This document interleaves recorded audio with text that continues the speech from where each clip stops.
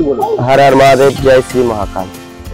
তো আমি কলকাতা এই আমার জন্মস্থান ত্রিবেণী, এখান থেকে বেরিয়েছিলাম কলকাতা হয়ে, শিলিগুড়ি হয়ে নেপাল গেছিলাম, জনকপুর, পোখরা, লুম্বিনী, বুটুল, তারপরে ইউপিতে ঢুকে রাম মন্দির, নৈনিতাল, লখনৌ হয়ে গেছিলাম উত্তরাখণ্ডে 5 কেদার, 5 বদ্রি, গঙ্গোত্রী, যমুনোত্রী, 5 প্রয়াগ, হিমাচল প্রদেশ হাটকোটি, সিমলা, কুলু, মানালি, খারাপাত্তার, গিরিগঙ্গা হয়ে আবার পাঞ্জাব, হরিয়ানা, চণ্ডীগড়, দিল্লি, গুরগাঁও, নয়ডা, ইউপি, বিহার, ঝাড়খণ্ড, তার মাঝখানে একটুখানি রাজস্থান পড়েছিল, এক জায়গায় মধ্যপ্রদেশ পড়েছিল। তো এতগুলো স্টেট পার করে ঝাড়খণ্ড হয়ে বেঙ্গলে ঢুকেছি। টোটাল আমার এই যাত্রায় সময় লেগেছে পুরো 10 মাস। উত্তরাখণ্ডে মোটামুটি বর্ষার সময় একটু কষ্টই কেটেছে, সেই সময় দুর্যোগও হয়েছিল, বাড় এসেছিল, অনেক লোকও মারা গেছে কেদারনাথে এই বছরে, সেই সময় আমি ওখানেই ছিলাম। যা হোক করে 1 মাস পরে দর্শন পেয়েছি। হ্যাঁ, অনেক ঠান্ডা। আমার কাছে সেরকম সবকিছু ব্যবস্থা নিয়ে গেছিলাম, যার জন্য এত ল্যাগেজ হয়েছে। পিছনে সাপোর্ট কেমন ছিল? যেখানে আপনি থামছিলেন, যেরকম ভাবে চলেছি রাস্তায়, যেরকম ফুল পেয়েছি সেরকম কাটাও পেয়েছি, সব রকম পেয়েছি, মিলিয়ে গুছিয়ে চলতে হয়েছে নিজেকে, যেহেতু আমার একটা লক্ষ্য ছিল, সেই লক্ষ্য পূরণ করার জন্য। কি লক্ষ্য ছিল? উদ্দেশ্যটা কি ছিল? আমার লক্ষ্য ছিল পঞ্চকেদার দর্শন করার, পঞ্চকেদার, পঞ্চপ্রয়াগ, পঞ্চবদ্রী আর গঙ্গোত্রী, যমুনোত্রী, নেপাল, পশুপতিনাথ। তো আমার উদ্দেশ্য নিয়ে বেরিয়েছিলেন। যেমন ফোনে এরকম আমরাও দেখেছি আগে, তো বাড়িতেও মা দেখতো, তো মায়ের ইচ্ছা ছিল যে যা কেদারনাথ সাইকেল নিয়ে ঘুরে আয়, তো সেই ইচ্ছা পূরণ করতেই বেরিয়েছিলাম। আরো তার সাথে একটা বার্তা ছিল নিজের, যে প্রকৃতি বাঁচাও।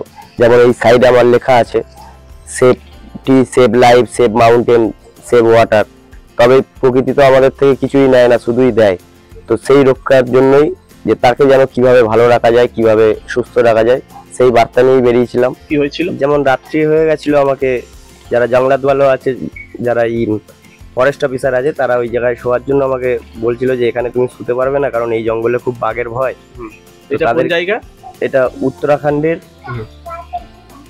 আপনার উত্তরকাশী জেলা। আচ্ছা, উত্তরকাশী জেলা। হ্যাঁ। তো আপনি কি বাঘ দেখতে পেয়েছিলেন? তো বাঘ তো রাত্রিবেলা চোখের সামনে দেখতে পাইনি, কিন্তু এরকম আগের রাস্তায় এরকম কিছু ঘটেছে যে গাড়ি নিয়ে আমাকে আসছে, যে বলেছে ভাই একটু দাঁড়িয়ে যাও, আমি এক্ষুনি এই সামনেই মোড়ে বাঘ দেখলাম।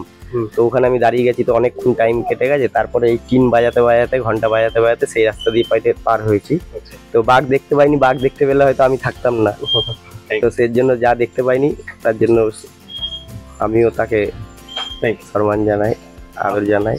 খুবই ভালো লাগছে, খুবই ভালো। মানে 5 জনকার আশীর্বাদে আমার যে ছেলে একটু চিন্তা হয়েছিল, অনেক জায়গায় অনেক সমস্যার মধ্যে পড়েছিল, এমনকি বাঘের মুখে পর্যন্ত পড়েছিল। তা আমাদের সারা রাত সেদিনকে আমাদের ঘুম ছিল না। এখন মানে এত ভালো লাগছে কি বলবো, একটু তো মা চিন্তা তো থাকবে, আরো আশেপাশের লোকও চিন্তা করেছে, খোঁজ নিত। মানে আপনার একটা স্বপ্নের জন্য, মানে আপনি যে ভেবেছিলেন কি আমারও ছেলে সাইকেল নিয়ে ঘুরে আসো, হ্যাঁ, এটাই আমার খুব স্বপ্নটা মানে সত্যি করেছে আমার ছেলে। কি বলবেন? খুবই খুশি, বলবো কি বাবার আশীর্বাদে এগিয়ে যেতে পেরেছে, এটাই আমার কাছে অনেক। প্রতিবেশী আমাদের পাশের বাড়ির ছেলে আমাদের গেছে, আমরা খুব খুশি হয়েছি, খুব আনন্দ হয়েছি। ওর মাকে খোঁজ নিতাম, সব সময় দেখতাম ছবিতে, আমাদের খুব ভালো লাগতো, শুনে আমরা খুব আনন্দ হয়েছি।